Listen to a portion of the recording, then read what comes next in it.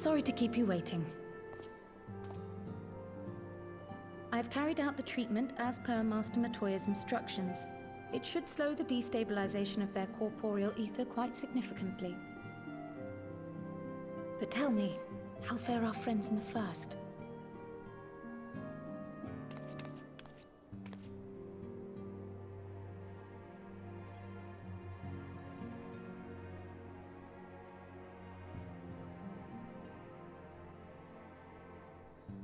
So this Becklug's the first to lead an authority on soulcraft, are they?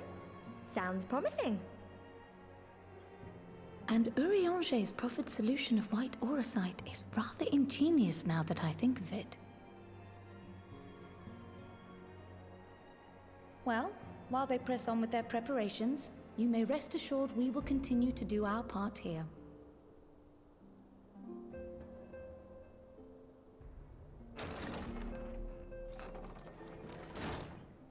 Oh, you're back.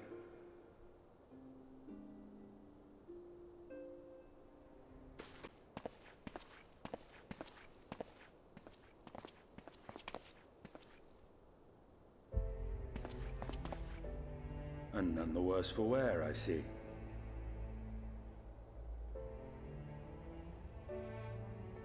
Estinian! Oh, thank the gods! We've been worried sick. Did you lose your link pearl or something? The situation in Garlemald has become more complicated. I was making my escape from the capital when I ran into one of yours, Riol. He thought it best we come straight here. More complicated how?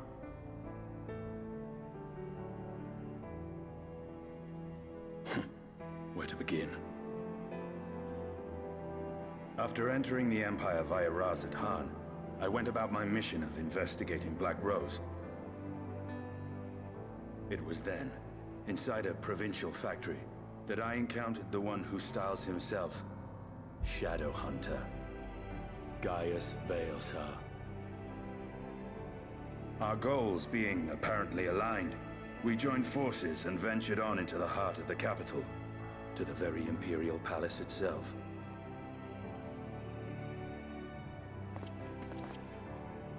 There, we found a man whom all assumed dead.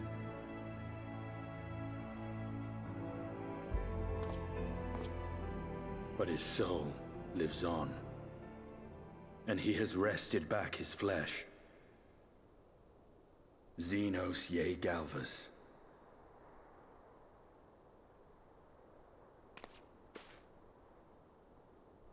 Nor did the surprises end there. For no sooner had we arrived than he murdered his sire in cold blood. The Emperor is dead. This sent Gaius into a rage, and he charged in, blade drawn.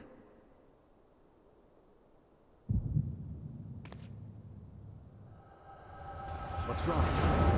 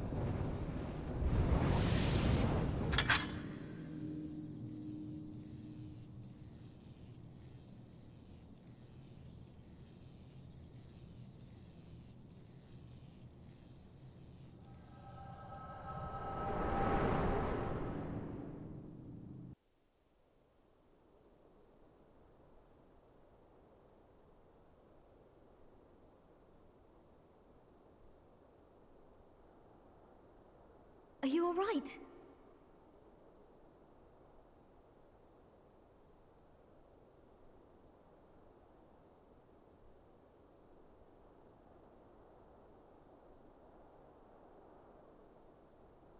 Peer into my past, did you?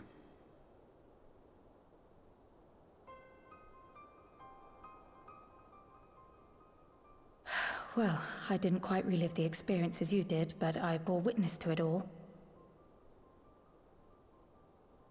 I'm still not sure what I think of this gift of yours, but no matter. Our confrontation was cut short when the Imperial Guard arrived. It was then that Xenos took his leave, citing boredom. To think their research into the Echo could bear such fruit. Escaping death, jumping from one body to the next, and returning to his own after all this time. He is an Ascian in all but name.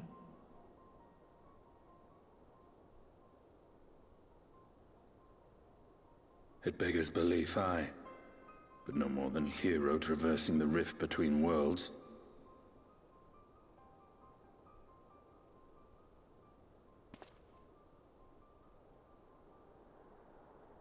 My concerns are far more prosaic. With the Emperor dead and the Crown Prince missing, the Empire is in disarray. Until order is restored, assuming it even possible, we needn't fear an Imperial reprisal. And for reasons of his own, Xenos took it upon himself to rid the world of Black Rose. Riol has already gone to apprise the Alliance leaders of these developments. We may leave the matter in their hands for now.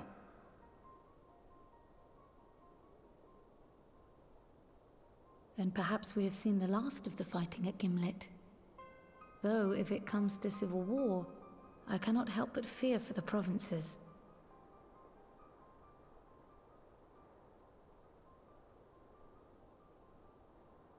Ah, I'd nearly forgotten to ask. What became of Gaius? Did he not escape with you?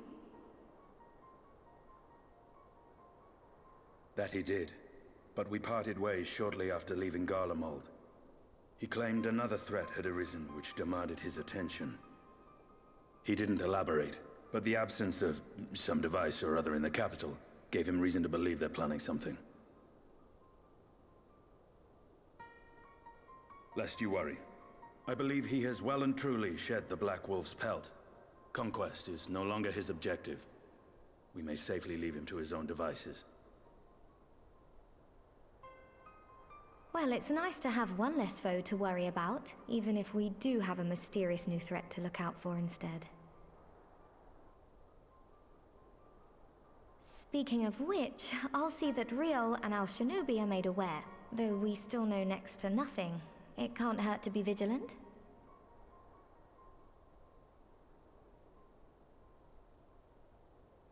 Well then, with Black Rose nipped in the bud, I believe I've fulfilled my part of the bargain.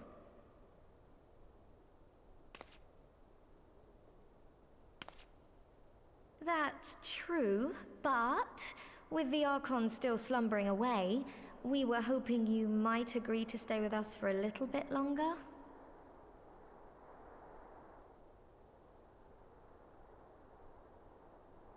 Sorry, but I'm not inclined to extend my contract. Gaius isn't the only one with business to attend to.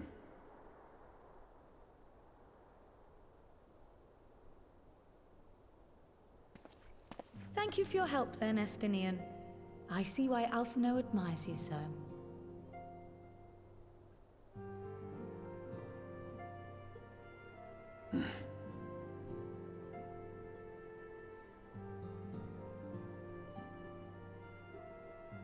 Farewell, my friend. See that you don't make a habit of dozing off in battle.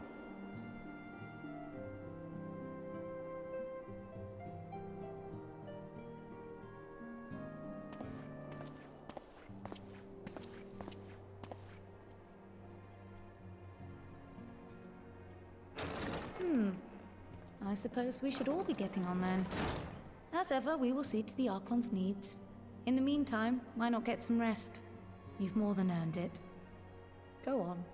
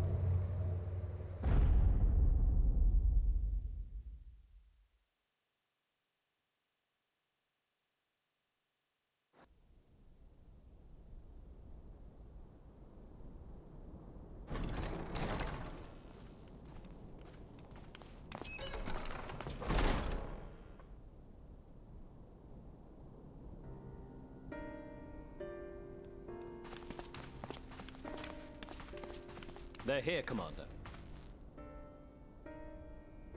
And I, for one, am grateful that they are. Told you've been busy since our paths last crossed at the Gimlet Dark. Not that I understand half of it. When the science spoke of other worlds, I'd struggled to describe what I pictured.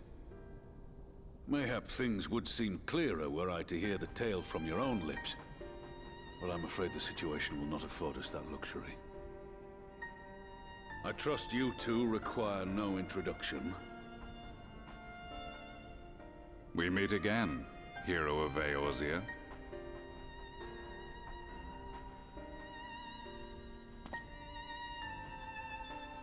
Must we repeat this ridiculous display? I pose no threat to you, though what I come to warn you of very well might.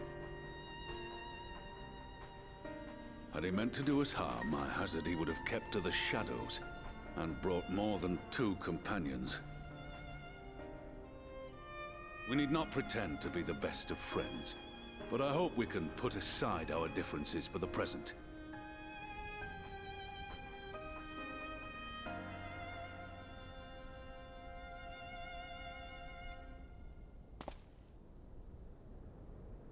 As you are doubtless aware, Sir Estinian and I cooperated to rid the world of Black Rose in your absence.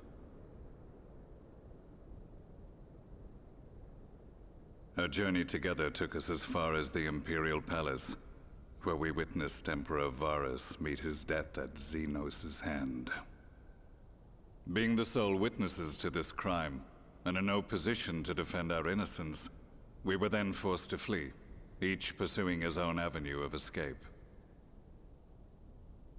When we were later reunited, Estinian claimed to have encountered an unfamiliar kind of machina during his flight, but to me his description seemed anything but, and upon further investigation I found that I was right.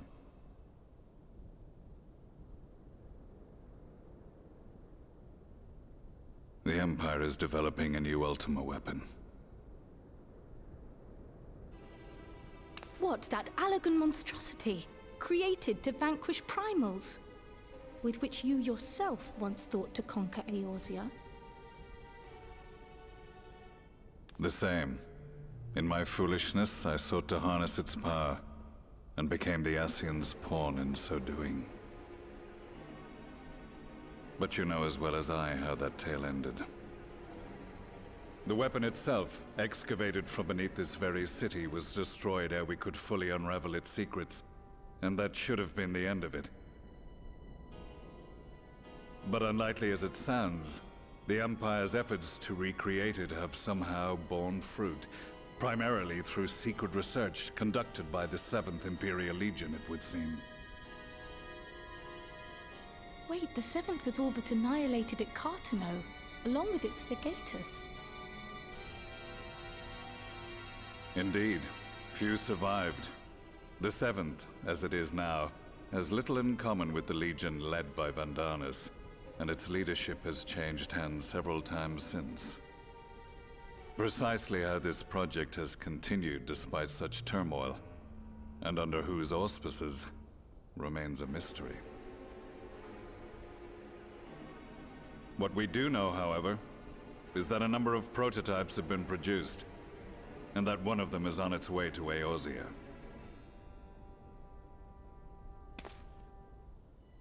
We attempted to stop it, but it was all we could do to slow its progress, so we resolved instead to bring you warning. And right glad are we that you did, though it soundly dashed our hopes that tensions might ease at last. As it is, we've begun to strengthen our presence in the Gimlet Dark, and are assembling a force to meet the coming threat. A force with you in its vanguard, I hope. Before you say anything, I know full well you have pressing concerns of your own. Your comrades remain in peril, and I would not ask you to forsake them. But the fact remains that you, and you alone, have faced the Ultima weapon, and emerged victorious. We need you. And so, when the time comes, if your comrades can spare you, I bid you lend us your strength. I've assigned an officer to await your word.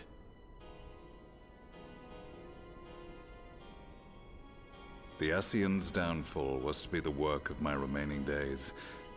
But it was my hand that kindled these flames, and I cannot allow them to spread any further.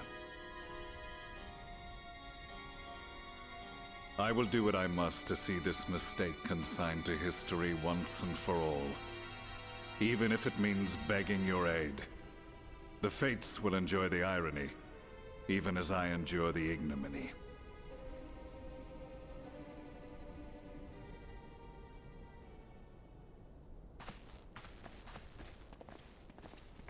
I too shall make for the border and offer my skills, meager though they seem in such company. Mayhap we shall meet there anon.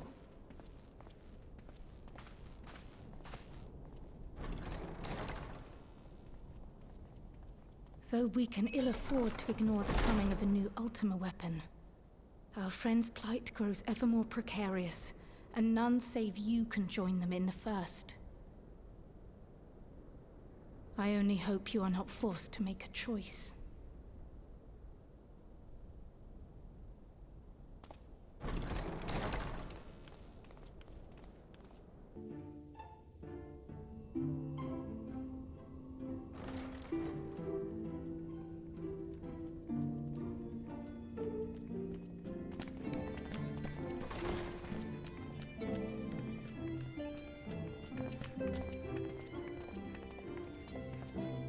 Now that we are all here, what news from the source?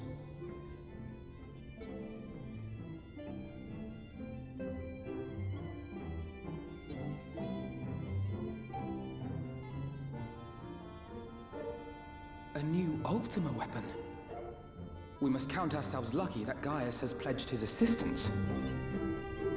While this is indeed a worrying development, I think the state of the Empire as a whole greater grounds for concern.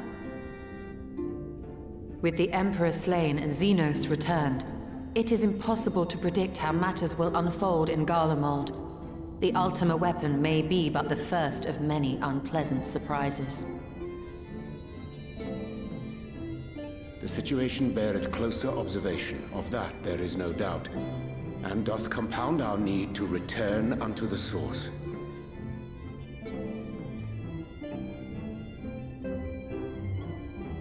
Then let us address that issue. Our long search for a means to see you safely home may well be nearing its conclusion. Thanks in large part to Urianger and Becklug's invaluable insight, we have succeeded in fashioning a vessel for the journey.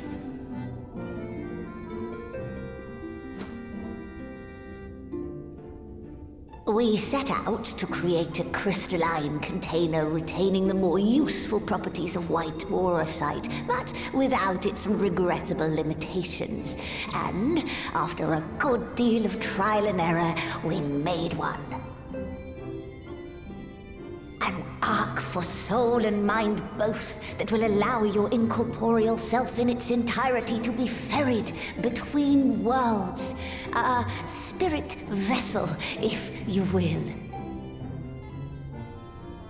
However?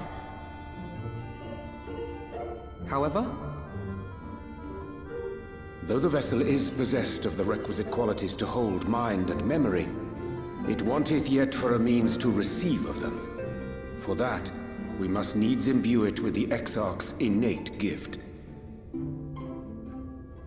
A gift that lives on only through the blood of the Allagan Emperors, which certainly does not flow within aurosite or any other crystal. Just so, milady. The blood serveth as a conduit of sorts. In its absence, memory cannot pass from mind unto mind, nor from flesh unto crystal. That being the case, we must either alter the process of inheritance so as to require no such thing, or determine a means by which my blood may permeate the vessel. I am hopeful that the records found within this tower will yield the knowledge we require to pursue one or the other of these avenues. As well you should be. The Allagan's body of etherological research is extraordinary. I can scarce believe it the work of ages past. but its underlying principles are not so very different from those of my own field of study. Given time, we will find the answers we seek.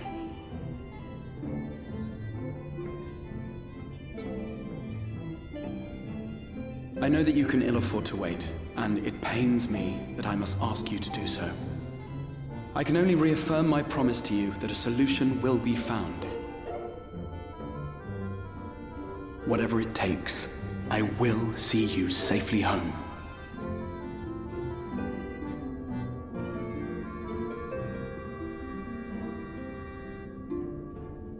My apologies.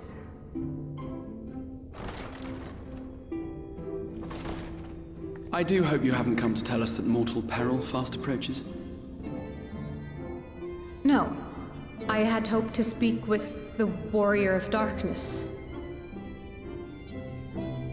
But there is no need to cut short your meeting on my account. I will be waiting outside.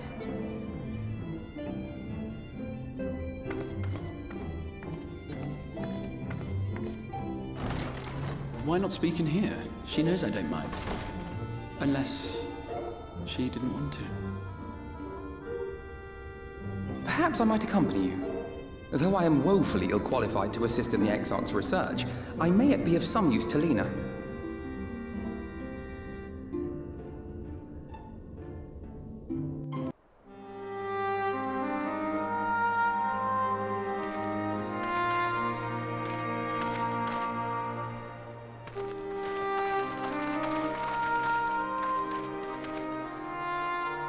Did you slay this Eater? Your orders were to await the main force before engaging. No, Captain. It wasn't us, I swear it. A man came out of nowhere and cut it down before we knew what was happening.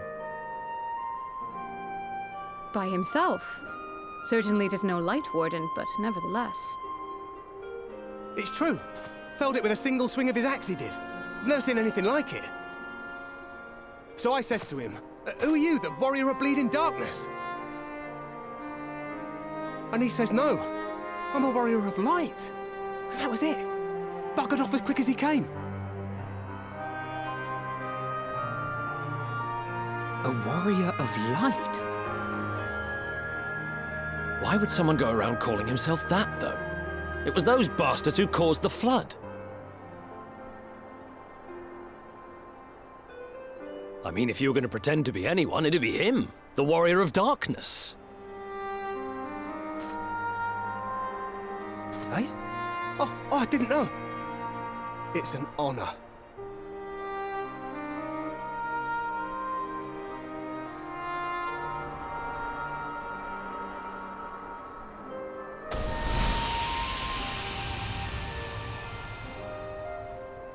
Since the Eater is no longer a threat, our work here is done. Return to your posts.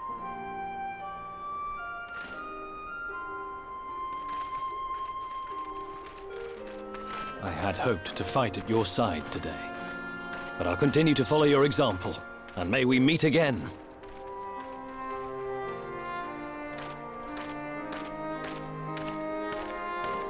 I apologize for the wasted journey.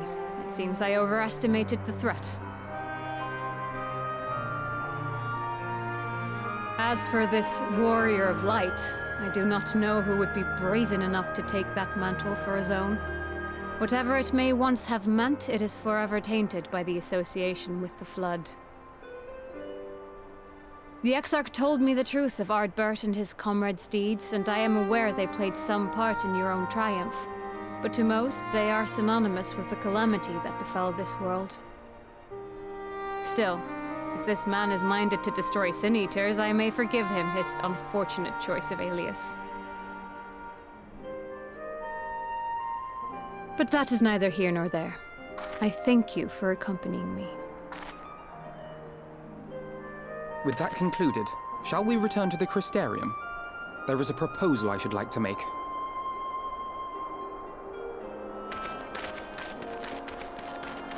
Forgive me. There is one more thing. A personal concern of mine. I had hoped you might have a moment to speak privately. Take your time. I shall go on ahead.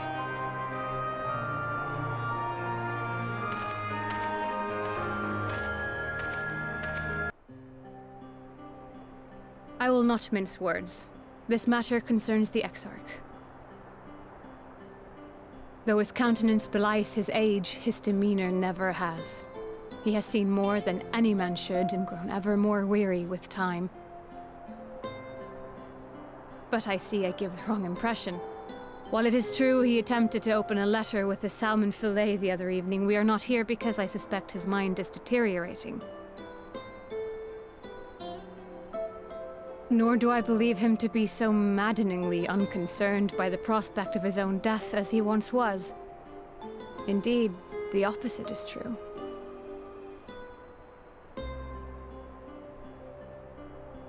It is for this reason that I seek your advice. Since he returned from the Tempest, the Exarch is not as he was. He seems a different man. A younger man. I know not the details of his research, but when I saw him at work recently, there was a glint in his eye that I had never seen before. He looked happy. It was as if he had peered into the future and for the first time found joy there. Though it gladdens me to see him thus, I wonder if I should not keep my distance. I fear that my presence will only anchor him to the past, remind him of all the pain that came before.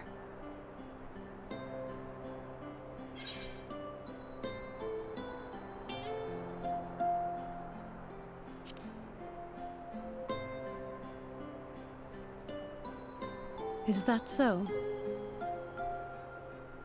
Then perhaps we might remain as we were.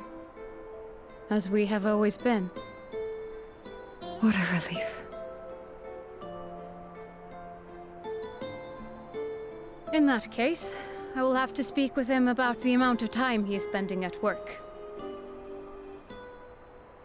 This research is important, I know, but if he refuses to consider his own health, I will have to consider it for him.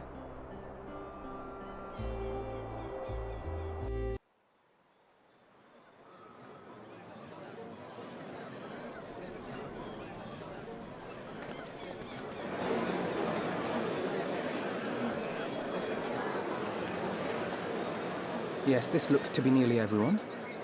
Let us begin, shall we? Though I am usually the first to hold forth at such events, I think on this occasion that honor should fall to you. They would be more inclined to take the word of the Warrior of Darkness. Indeed.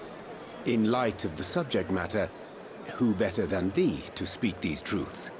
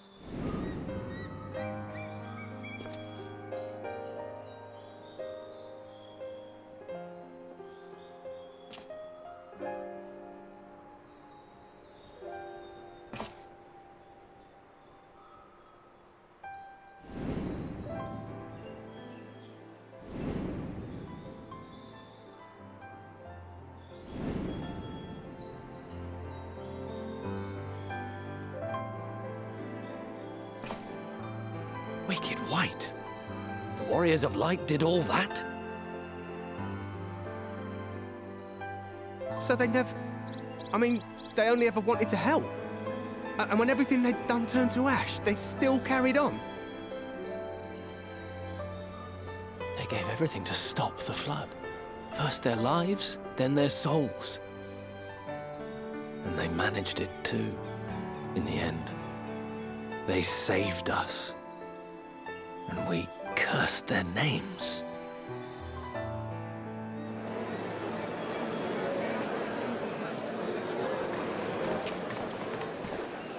This should go a long way towards clearing the air.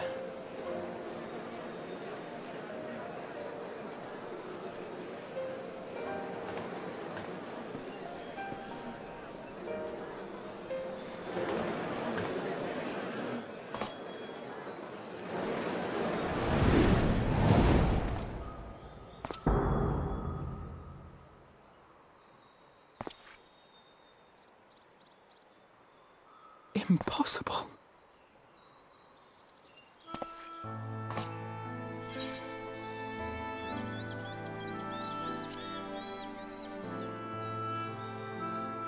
I definitely see something.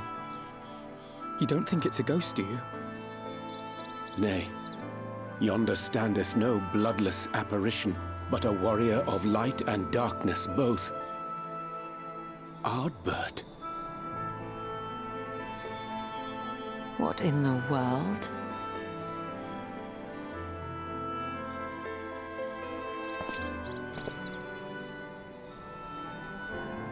It's you!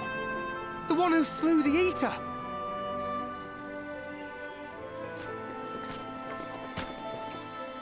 That it should be the warrior of darkness who brought the truth to light. You've saved me a fair bit of time, though I have a few words of my own to say, if I may.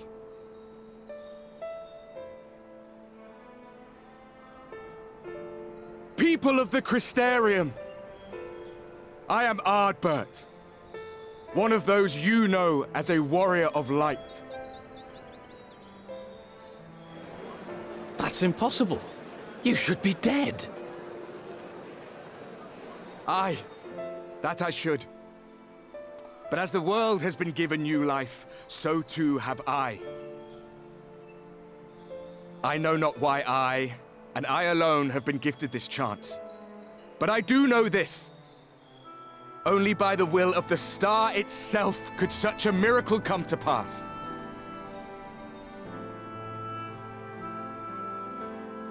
The hero who stands before you now, the warrior of darkness, is not of this world.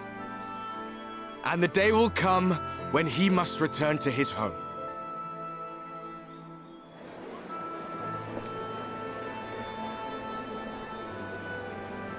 But this land is our home. And if it is to remain so, now and forevermore, it is we who must protect it.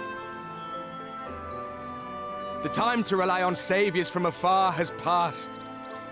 It is you who must rise. You who must become the new warriors of light.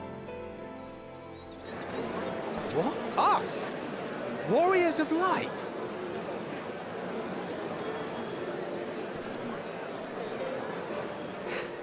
None of us were born heroes, my friend. I was only ever a man with a thirst for adventure. But wherever my journeys took me, I was invariably confronted with the same choice. To lend what aid I could to those in need, or not. And I always chose the former. Any one of you could do the same. All you need is the will to help your fellow man, and the resolve to see it through.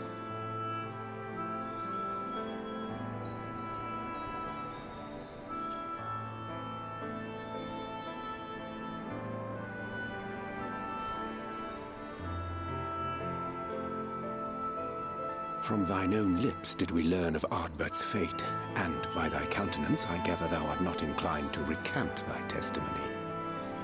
Yet whosoever this man may be, his words hold truth and resonate with the citizenry besides. For us to voice our doubts here and now would serve but to sow disquiet. 'Twere better we retired unto the ocular and there discuss this matter in private. Go. I will stay here and watch.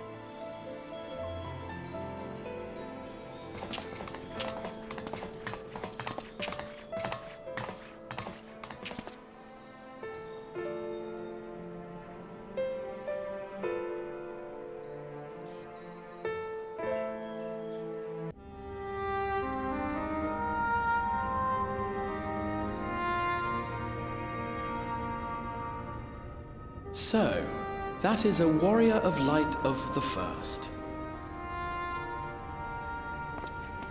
I've not had the pleasure of making his acquaintance, but as you all seem to be in agreement, I gather this is no simple case of mistaken identity.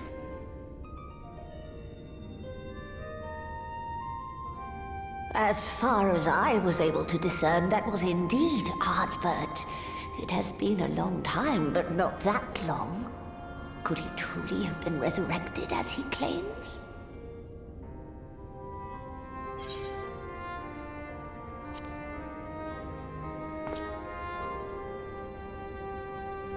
Ardbert did entrust his very soul unto thee. I see no reason to question thy judgment. Nor I. To my eyes, your ether burns as brightly as the day you slew Emmett Selk. That is proof that he is with you still.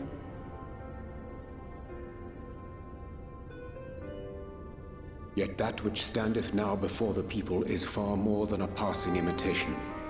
I am reminded of the cardinal virtues, though a sin-eater he is not. Which leaveth but one plausible explanation. That he is an Ascian.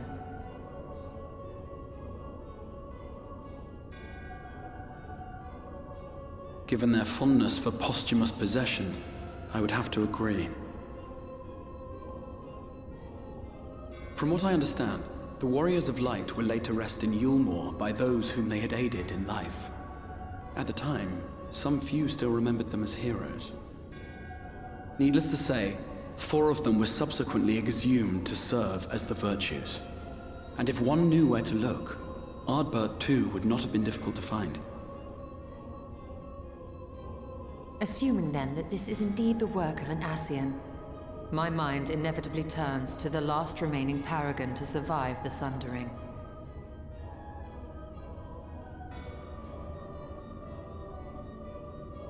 Elidibus.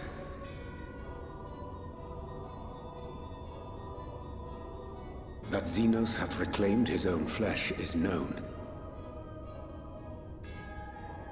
Thus evicted from his borrowed form, and cognizant no doubt of Emmett Selk's failure here in the First, 'tis quite possible the emissary chose Ardbert for his next vessel. Inhabiting the flesh of the fallen? My, that is unsavory. And they do this often, you say?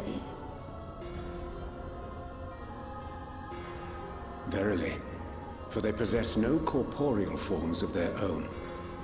In what one may term their natural state, none save those gifted with the echo can perceive them. Indeed, when Elidibus intruded upon the waking sands, his presence did go unmarked by all save Minfilia and the Warrior of Light. On that occasion, I myself remained ignorant of his coming until after his departure. 'Twas only at a later juncture, when he deigned to appear before me in borrowed flesh, that I was finally able to take the measure of him. In such puppetry do the Ascians engage when they seek to influence the course of history. And they have gained much by it. Emmett Selk single-handedly built the Garlean Empire in this manner, while the Hebrea came close to conquering Eorzea, having taken possession of Thancred's living body. Yet it must needs be noted that the Ascians cannot avail themselves of all mortal vessels. For were they able to do so, none would serve as a better pawn than our own redoubtable champion. Mayhap the blessing of light shieldeth Hydaelyn's chosen from Ascian influence. Or mayhap other forces are at work. We cannot say for certain. Whatever the reason, I hope it holds true. I dare not contemplate what might come to pass otherwise. Is it not peculiar, then, that Ardbert's mortal remains should be susceptible, given that he was once a warrior of light? Or did the final departure of his soul make it possible, perhaps? Regardless, to hear an Ascian use him to call forth new warriors of light boggles the mind.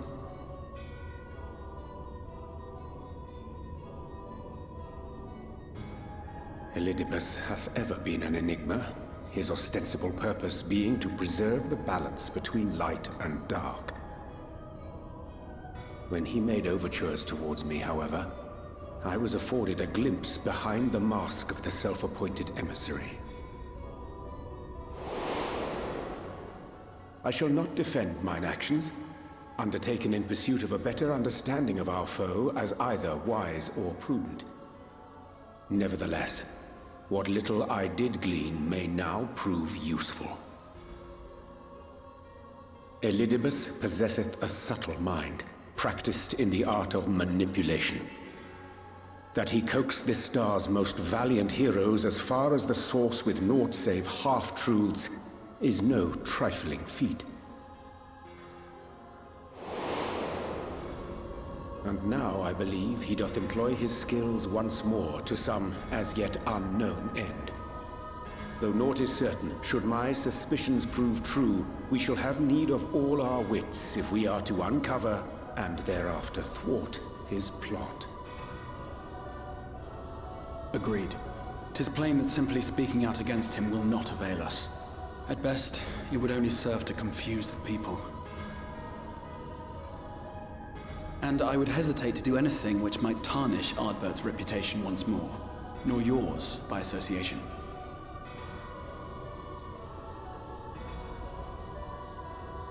That being the case, it may be wise to keep a covert eye on this Ardbert's movements, as we attempt to discern his purpose and how best to mitigate his influence.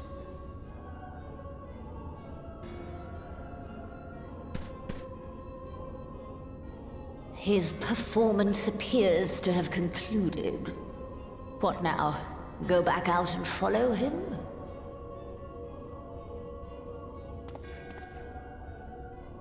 Twould appear Master Alphino already hath pursuit in mind, and I suspect one pair of eyes shall better serve our cause than half a dozen.